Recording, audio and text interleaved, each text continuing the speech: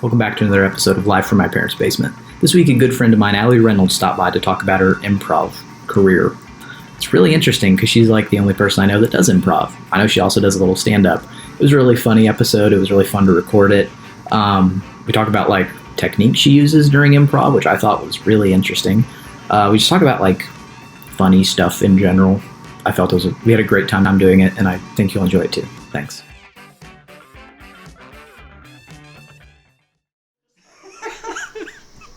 Okay, I'm here today with an ex-classmate and recent graduate, Allie Reynolds. Hi, thanks for having me. It's no problem at all. You are the first woman to be on the podcast.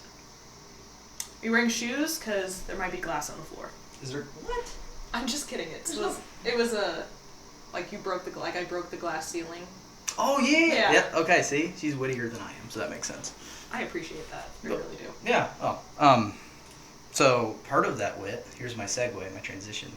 You do like stand-up comedy, right? A little bit. Improv? Improv. I've Okay. done stand-up a little bit. I've done stand-up for my improv shows. So, Okay. Yeah. So I guess it just starts with like, how did you get interested in doing that? So my roommate sophomore year was in a comedy group. It was a sketch comedy group, and it was all women. Ladies Night Comedy. Shout out them. They're great. Mm-hmm. So I thought, that's something that I'm really interested in because I watch stand-up and I think I'm really funny. So, as most people usually do. So I auditioned for a troupe, Boy in the Bubble, and they're also sketch comedy because I thought improv would have been too hard for me. So I didn't make it, and I was really kind of bummed about it. And then junior year, I was in a class with a wonderful woman named Sarah, and I saw her sweatshirt, and I'd been to one of their shows, and I saw that it said Midnight Snack, and I was like, oh my gosh, I went to go see you guys. You're so funny. And she was like, you should audition. And I was like, what? No. I'm not funny. I mean, I thought I was funny, but I was like, I couldn't do, there's this one thing that you do in improv, and it's called a 6 in 60, and you have to do 6 different characters in 60 seconds. Okay. And then at the end of that 60 seconds, you pick one of the characters, and you do a 45-second monologue.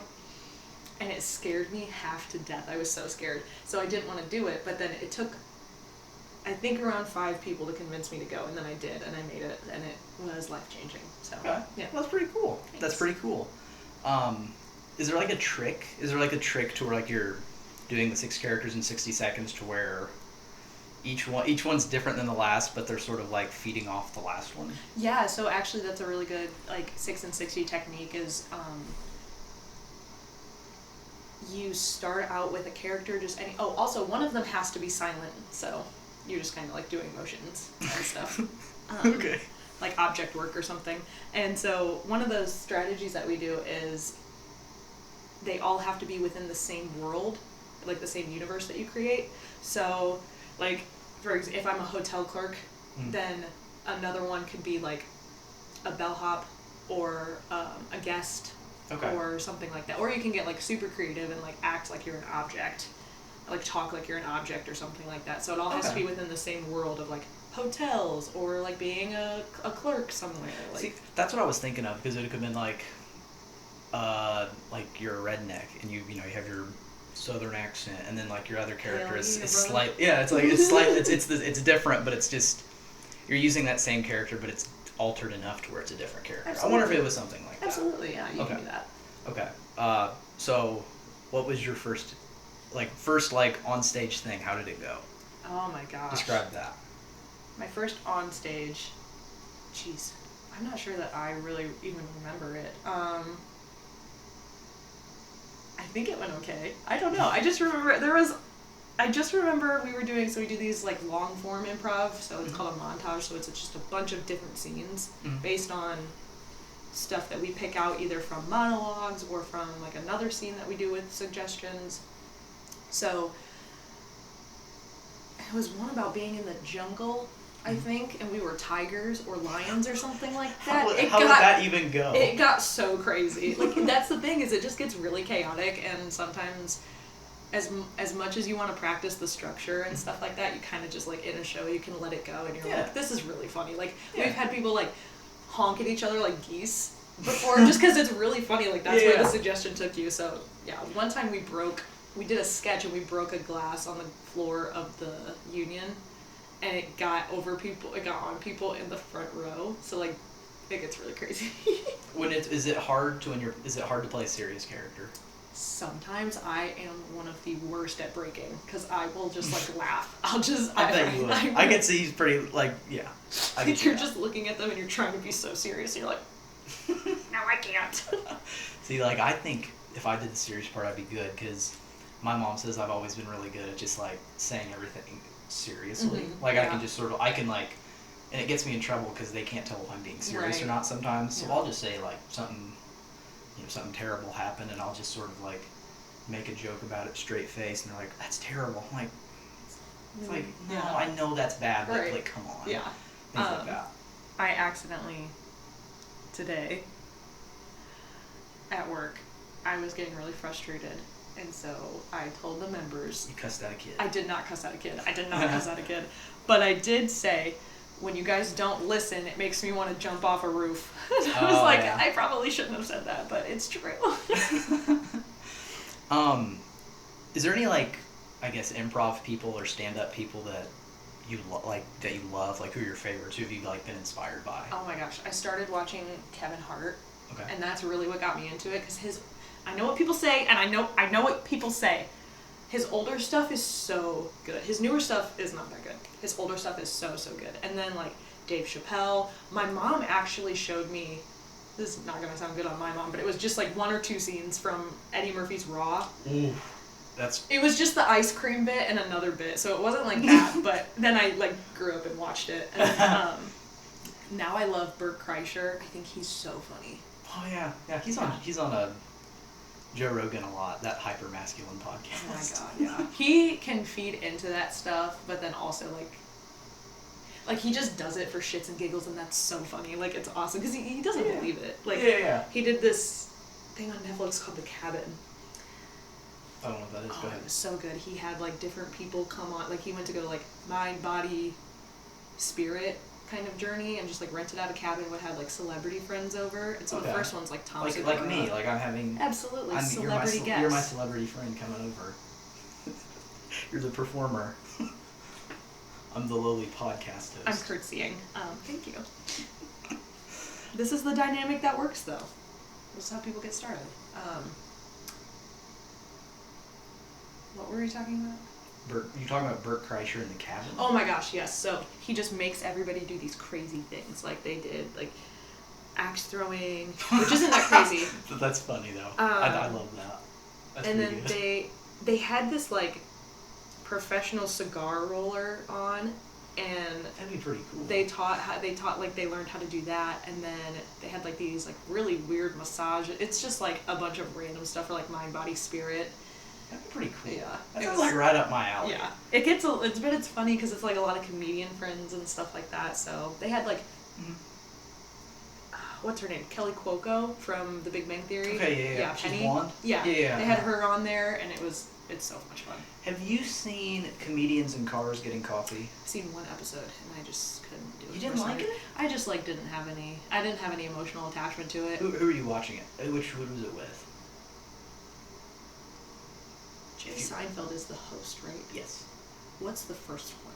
I didn't get past I don't the first remember. one. I see. That's the thing. I just picked and chose, like. Oh. So, like, I chose people that I thought he'd be funny with. Right. So it's like I did Larry David, who created Seinfeld. Yeah, like they're best friends. Have you ever seen Curb Your Enthusiasm? Yes, that's such a great show. I haven't finished it, but I'm like in the 5th or 6th season. It's amazing. It's like if I had to have like a spirit animal, it's him. It's Larry David. It's Larry David, man. My friend has a just minor inconveniences, like, and everyone needs to follow my rules to life. Yeah. You should know, even though there is no rules. And it's everybody perfect. gets so mad at him all the time. It's so great. My friend has like a signed picture of him. I love it. Yeah. And like I think he said it, him or Jerry Seinfeld, because their humor is very similar. But at the beginning of the pandemic, okay, it was Jerry Seinfeld, I think. He said, everyone's complaining about how they can't go out and see each other. He's like, when that's all we've wanted to do for years is avoid people. Yeah. He's like, and now you're complaining about it. He's like, I've been social distancing my entire life. Yeah, now it's a problem. Oh, he's so great. Have you seen that video where like Kesha, the singer? Yeah. Yeah, she goes up and hugs him at like an event. She tries to hug him. She's like, oh my gosh, I love you. And he's just like, mm. And she's like, oh, I'm sorry. He's like, it's okay. And she walks away, and he's like, yes, the reporter's like, who the hell was that? Oh. And she's like, oh, that was Kesha, the singer. He's like, nah, I'm sorry. I'm not taking hugs from strangers. And then I think during the pandemic, he posted that video. He's like, see, guys, I wasn't touching people. I did this, yeah. This is 7 years ago. I was doing it then. Felt Curb was great. Agoraphobic, which is right where you want to be. He's like, and like, I love Curb Your Enthusiasm because it's like just the craziest circumstances, and it just always ends up bad for him. Oh, yeah. What's funny is he doesn't want to help people ever. No. But every episode, he's like, I'll try to help this person. Yeah. Every time he tries to do the right thing, it backfires. It backfires, yeah. It's great. So it just reinforces, I need to continue being a bad person. Right, yeah. I love that. I think the one I'm thinking of is the Cobb salad, and his just attitude, his ability to, like, say anything. He's just... I'm trying to think of that. That was probably early season. Oh, it's like the guy who invented Cobb salad Oh, yes. and stuff, and the guy Yeah. I think it's the guy in the wheelchair or something. Probably. Oh my god. I mean, That's so out of context. I love it. I know. I'm trying to think of like what else was good on there. Okay, this was one of my favorite jokes. They go, either I think it's his wife's brother or sister's getting married, and he's Jewish and she's not. He's Jewish. I don't know if she is, but they're pulling up, and he knows nothing about like Christian custom, like anything. Oh yeah. And he sees someone, like a man in a river. Someone's like pushing this man's head down in the river, and he's like, "Oh my God!" Oh, he's getting baptized. And he go, Larry David, I've seen all that this knobby-kneed old man sprints down the bank. He's like, "I'll save you!" And he runs in there and ruins the baptism. Because this guy was converting to Christianity, and they're like, "You idiot! He was trying to get baptized." He's like, "That's stupid. Why would you dunk your head in a river?" But then it's bad because it's like it causes like the couple to rethink getting married, and like at the thing it shows like all the Jewish people fighting with the Christian people. It's just because he tried to stop a baptism. I need to watch the rest of that show. It's so good. It's stuff like that is hilarious. Yeah. But okay, continue. You're talking about like Dave Chappelle, Burt Kreischer. Oh my gosh, yeah. Good wraparound. Can't do that. It's Burt Kreischer, Tom Segura, obviously John Mulaney. I saw him live, which was great. Mm-hmm. Who else? Chris D'Elia before he was a bad person. Or before everybody knew he was a bad person, I should say. He always rubbed me I don't know anything about him, but anytime I'd see him and stuff, I'm like, he sort of seemed like off. Yeah, it's just weird that he played a predator on the show You, and then he turned out to be a predator, so. Okay. Bill Burr. Who else? There's tons. Like, the list could go on and on. Nikki Glacier, Elijah Schlesinger. There's one I'm thinking of. Yeah, It goes on and on. Like, for me, I've never listened to too much stand-up. I remember I was, like, in junior high. They had, like, you could listen to comedians on Pandora, like, bits. I always remembered liking Jim Gaffigan. Yeah, I didn't ever really like him. It wasn't that I didn't like him. It was like, I was like, okay. My humor's came a long way since Jim Gaffigan. Yeah. That's just the one I remember. Yeah. I don't like Nick Swartzen, but now I'd probably hate him. Yeah. Oh, I think you would really like Anthony Jeselnik. He is an out-of-pocket, just his punchlines. The jokes are so crude, just crass, everything, but his punchlines are set up so perfectly. So like you kind of know they're gonna be punchlines, but like it's amazing, and he keeps astounding you with like what he's gonna say as his punchline. And he keeps a straight face, so you don't know if he's like that in person. It's wild. Oh, that's nice. Yeah. Okay, what about improv people then? I don't know any. Because that's a pretty niche thing, so I don't know. People like start out in improv, so like John Mulaney did improv in high school, in college. Amy Poehler, Tina Fey, and a bunch of other people had like this thing. It was called Ass Cat. Okay. And I don't know exactly. Like I just was told like, yeah, go watch Ass Cat on YouTube, and they would do exactly like the improv style that we do and stuff like that. I don't know if Tim Heidecker would count. Oh my God, I know. But Tim Heidecker, to me, is one of the most genius comedians of this since he started. I think he's wonderful. I watched no stand-up, but I watched Tim and Eric. Tim and Eric. Beautiful. Tim and Eric's bedtime stories. Tim Heidecker has this whole universe that he created on YouTube. They have like the podcast. It's like the movie podcast set on within cinema, on cinema. So it's the podcast. This is so crazy. It's genius. Someone said, "Look, did you do the court case?" Oh, it's like a 12-hour in real time court case, absolutely. and they act all the way through it. Oh, so it's supposed to be him. They do on cinema at the cinema, and when they get through that, there's like seasons of it, and then it leads into this court case and this charge that he has against him. So they do the court case, and then they do the Oscars. Like, they do their own Oscar ceremonies, which are just as long. And so the new one's coming out soon, and I have to catch up. It's so crazy. I actually haven't watched much of On Cinema, but I know what it is. But I read that every single movie has gotten a 5 popcorn score. Yeah. So every movie's the best movie. Right, because it's like ones that are really top rated already. So it's stuff like that. Oh my gosh, Tim Heidecker actually does a stand-up special, but it's like satirical stand-up, so he tries to make it as cringy as possible. Oh, good. And it's just like, at the first part, it's him yelling at the sound guys and stuff like that, and he just like so he's like filming a special, and so he keeps stopping, he goes, I gotta try that joke again, and like stuff like that, and then at the end he sings. It's insane. He's like that one he has that singer character that's like real sweaty and nervous. Or he's like, Angel Boy. Is that who it is? Well, that's on Tim and Eric. It's the guy that's like, it's him and his brother, and it's like, I want to eat hamburgers and hot dogs. Oh, no. Never mind. That's the guy I was thinking, Angel Boy's from Tim and Eric's Bedtime Stories. Okay, yeah, I haven't seen that. There's... Okay, they call themselves like Yellow River Boys or something, and they sing about pee. It's so crazy. Well, I like all the Cinco product ads. Yeah. And then probably one of my favorite, like, just bits is where Tim specifically tells Eric, do not show up to this party wearing your African hat.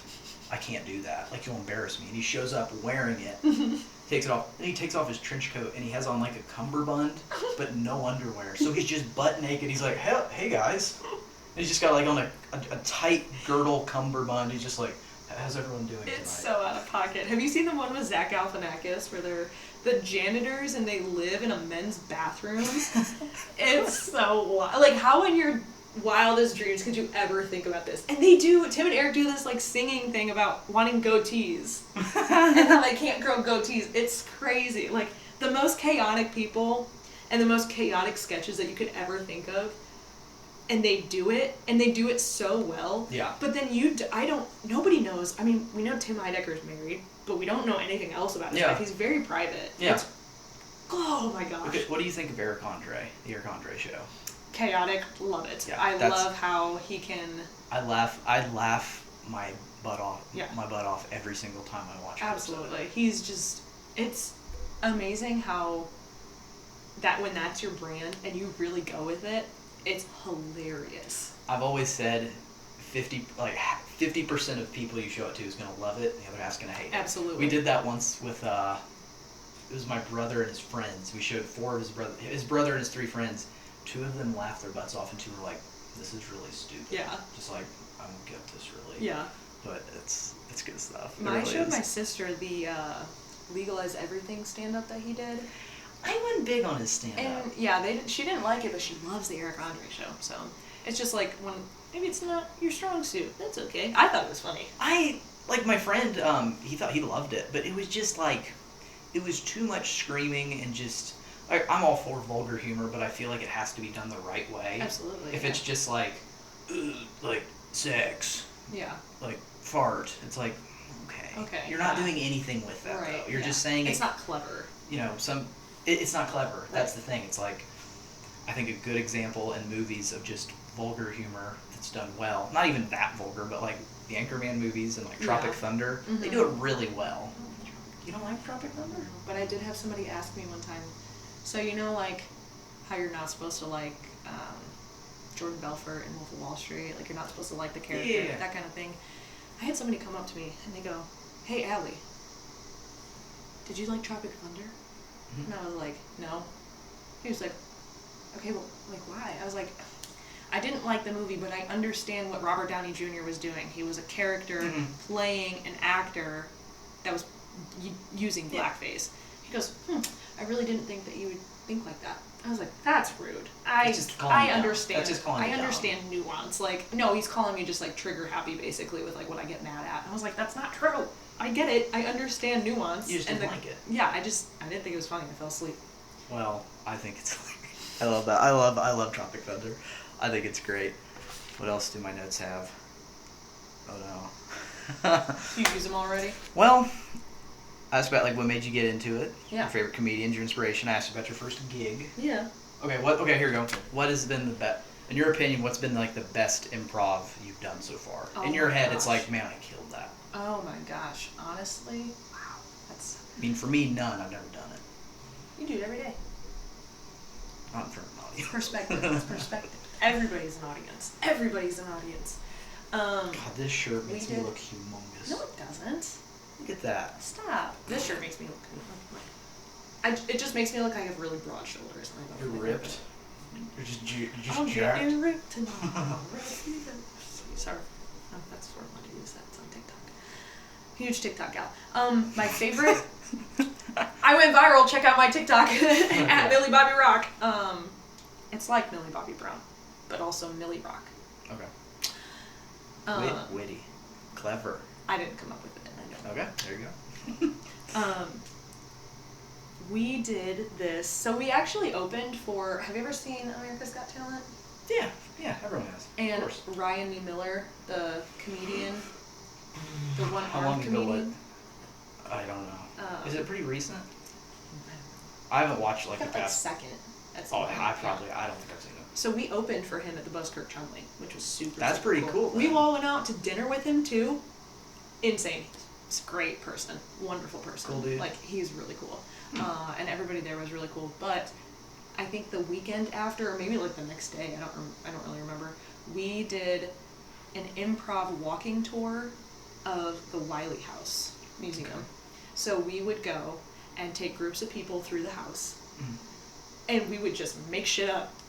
Just random stuff. We just be like, hey, this is an ancient, dildo that they had. I know it looks like a fireplace, but it's a dildo. Like, just shit like that. Like, it was whatever we wanted to say. See, I'm good at that. I'm good at being able to convince people of stupid Yeah. shit. Because it's like I said, my mom, I'm talking, my mom loves me, talks a lot about me. I'm good at like having a straight face with stuff. Yeah. When I was in high school, I'm gonna guess I was a sophomore. I convinced one of my friends, and if he listens to this, I don't know if he still believes this, but if he ends up listening to this, you know who you are. How great would it be if he does? I'd imagine you did, at the time you believed it, but in the 4 or 5 years that passed, I'd expect you to realize this was not true. Okay. But if you're listening to this, here's the truth. I convinced one of my friends in high school, because we went to Memphis recently, like to Graceland, where Elvis's house. Right. I love Elvis, Yeah. badass. So we go in there, and I convinced my friend that they've kept Elvis's corpse in great condition, and he's laying. Look, at you go in his bedroom. I convinced him they had him under a glass thing like this on their bed. He's like, no, they don't. I'm like, why would I be lying about that? Oh my God. Yes, they do. I'm like, he is perfectly preserved on his bed in the Graceland master bedroom. He's like, no. I'm like, okay, whatever. All right, that's true. And he's like, oh, dude, that's crazy. Oh my God. This was so stupid. I mean, I hope he figured that out. Oh man, I hope you did too, guy. But if you know who's listening to this, sorry. Not really, but No, you shouldn't be sorry for that. That's fucking funny. Yeah. Like, that's hilarious. Wait, what else did you tell him on the tour then? Oh my God, one of them was like ghost themed. It had to have been, obviously. We were talking about how ghosts haunted that place. One round, which I did, which I'm really proud of, was like like they were mobsters, and so everything was like mob related and stuff. And then when we were in the like waiting area to wait, like the groups would wait and stuff, we would do like impressions of people back then. Okay. Like we would improv about people in their lives back then and stuff like that, and that shit got wild because we just made up the most insane stuff about what it was like to live back then. I don't even know when they lived. Or the people Did they know it was like sort of like a Yes, jokey tour? They knew it was like an improv tour. They knew nothing we said was real. Oh, it'd been great if they didn't know If that. they And they didn't went in know like, that. why would they have that sex toy back there? Yeah. Wow. It's baffling. Like, oh my god, the Wileys were monsters, and then you go and tell people that. That's what. See, my dad's done that to me my whole life. He'll tell me little white lies when I was a boy. Yeah. You know, I don't get that. Right. So I'll go my whole life believing something. Absolutely. I'll tell it to someone, and my dad's like, "You said that? That's Yeah. not true." And it's like, you told 5-year-old me that, and I Right. believed it for What? the rest of my life. Absolutely. He told me our neighbor, he's like a blacksmith guy. He's like, yeah, he makes the props for the Pirates of the Caribbean movies. I'm like, okay, that's cool. So I dropped that tidbit of knowledge. In Indiana? I mean, you never know. But you never know. Yes. I mean, he could have been. He makes all the props for it. Is this why you did it to that guy? Because this was your entire life? I mean, kind of. But it's fun. It's all in good fun.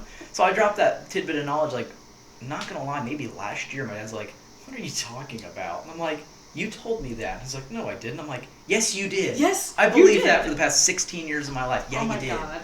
So that was funny.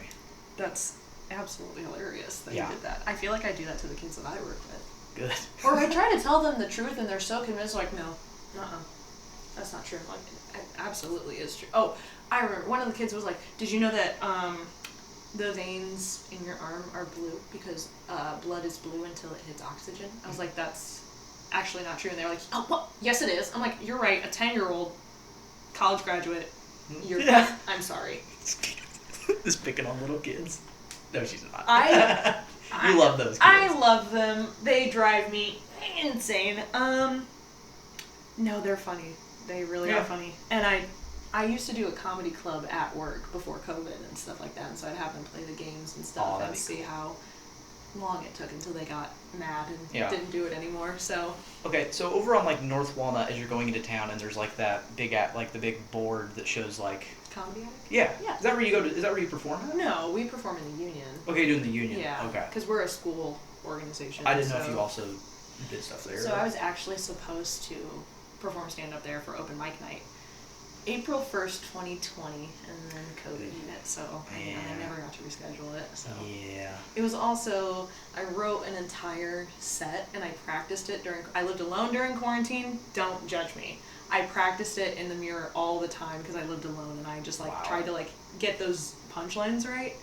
And then it wasn't, there was nothing in it bad, but in light of, you know, bracelet. Oh, thanks, I made it at work. There you go. In light of George Floyd being murdered and stuff like that, it was about how, you know, my dad's a police officer, and I felt like I was always on trial. Yeah. I was like, that's one that just kind of has to be scrapped and never seen the light of day. So I still think about it though, because the stories in there are true. Was it funny? It was hilarious because let me tell this story. So I get my nose pierced, 2018, right, in September. I don't see my parents until November for Thanksgiving. So I go home for Thanksgiving. It's dark outside. My dad hugs me, go inside. He feels the nose ring on his cheek. He looks at, my dad's way taller than me. Come on. But we go inside, he sees in the light, and he literally goes, "What the fuck is in your nose?" And I was like, nothing. So, don't worry about it. So, we go to my aunt's house, because we would go to my aunt's house every year for Thanksgiving. And it was going to be a 2-day affair. Yeah. First day, nobody says anything. I don't even think about it, because nobody said anything. Yeah. I forget that it's there. The second day. Also, nobody says anything.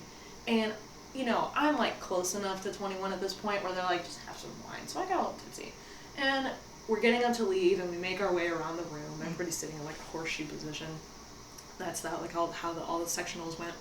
And, you know, we get up to say our goodbyes, and then we do a round, and then we say our second goodbyes, then we inch closer to the door, like proper Midwestern families do. And oh my god! and if you bump into someone, you go, oh, I'm just gonna sneak right past you.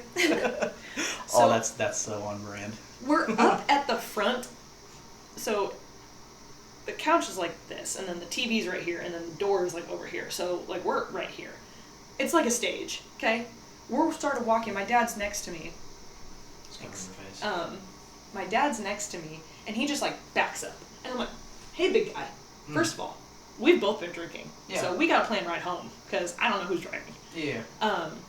He turns to everybody. He says, "Quick poll." I'm like, "Quick? You've never said that in your entire life." He goes, "Quick poll. Who here hates?" And I want to emphasize that he said hate because that's a very strong word. He could have said don't like, don't care for. He wanted to evoke a strong emotions. He said, "Who here hates Allie's nose ring?" Emphatically and simultaneously, everybody raises their hands. I'm like, "Oh, this is not good." Ooh. That it was like, yeah, a strong emotion it was because we were all feeling it. I was like, I'm not taking it out, but it hurts. It hurts. And so then we almost went 48 hours with nobody bringing it up. And my dad, I feel like he knew what he was doing, but... That's rough, yeah. man. That's harsh. That was like the meat and potatoes of the set. That reminded me. You're talking about, like, you know, the Midwest way you inch toward the door. I just want to point out that I like asking people from different regions. You're a linguistics major. I'm like, do I have an accent? And you're like, yes, you have a Southern accent. Absolutely. I go to her graduation party, and her entire family's like, no, he doesn't. What are you talking about? Allie, you're stupid. Why would you think that? It's because I hate to do it. I'm sitting there eating it up. Because they're like, he has no accent. My family loves to be against me. They like to make me work for it. They like to make me argue. And then they wonder, they're like, why are you so argumentative? I'm like, gee, I don't know. I want to be a lawyer. I don't know. Oh my god, how I can count. If I had a nickel for every time I heard that, I was like, I'm not going to law school. You've got to be out of your mind.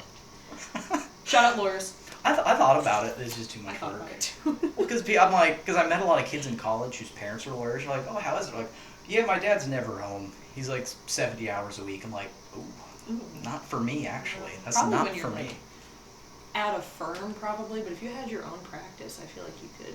I'd never work. I don't know. I'd charge out I the know, I'd be wazoo. Delegate. Okay, to wrap up, I assume you want to keep doing the improv. So how are you going to pursue, or what opportunities are there after college doing it? A lot of it is, I don't know if there's any in Bloomington, like any just like local improv groups or improv classes. I wouldn't really want to do. Oh, there is classes. There are classes, and I cannot I'm sorry. put my classes. I was thinking about like The Office when Michael went to improv classes. Oh, yeah. That's my only impression of him. Go ahead. Sorry. But there are some, and I can't remember who does them or what the company name is, but I think it's like Bloomington Theater Company actually. But there's that, and then there's stand-up at the Comedy Attic. They do open mic nights, which is great. He had like Brian Regan there a while back. He's like I've heard of him. They had my freshman year Arsenio Hall. Really? Yeah, and I almost went. Like talk show TV Arsenio. Like he was big. Coming to America with Eddie big. Murphy. Big. Yeah. Wow. Absolutely. Wow. I almost lost my mind, and I couldn't get tickets because my ex-boyfriend didn't want to go. Nice. You know. Well, he's not gonna listen to this. And You I'm know not who I am. sorry. Well, I mean, speaking of famous people, I guess Bon Jovi's having a virtual concert in the next couple of weeks in Oh my Wilmington. gosh! Did you go to the IU? Who was it? I don't participate Who was it? much, so I don't know. Wade. It wasn't. What's his name? I have an uncle. Wayne Brady. Wayne Brady No. from. Did you watch it? It was I know Wayne who Brady. he is, but I yeah. haven't seen it. He did a virtual, like a Zoom improv thing, which was really funny. The problem with like Bon Jovi thing is it's like yeah, come watch me virtually for $100, and it's like why would I pay to go see that? I'll just watch on YouTube. Yeah, it's like you're old, you don't understand technology. People will pirate this, put it on YouTube, and watch it for free. Right. It's Absolutely. Like, you're stupid. Yeah, definitely. I don't know why I would do that. All right. Probably Bon Jovi can't risk getting it. Yeah. I was at a friend's last night, and he said there was this joke. I have no idea what show it is, but he said this joke. It was like, you know, the only thing Bon Jovi's had, like, he's all right, but the only good thing he's ever had is like 2 haircuts in the past 40 years. Yeah. Nothing else has been good. Mr. Bovine Joni himself. Have you ever seen Sunny? It's Always Sunny in Oh Philadelphia. no, I've seen like bits God. and pieces. I've seen the episode where like they're at a water park and they go down that Oh my big God. slide with no water. Such And it's- plastic. Oh, and they get down in the water and they're bleeding and they're like, It's AIDS. They're like, I have AIDS. Get out of the water. I have AIDS. It's so good. All right. Well, All right. thanks for coming by, Allie. Thanks for having me. I really appreciate it. I had a lot of fun. No problem at all. Yeah. Thanks, everyone. See you later. Bye.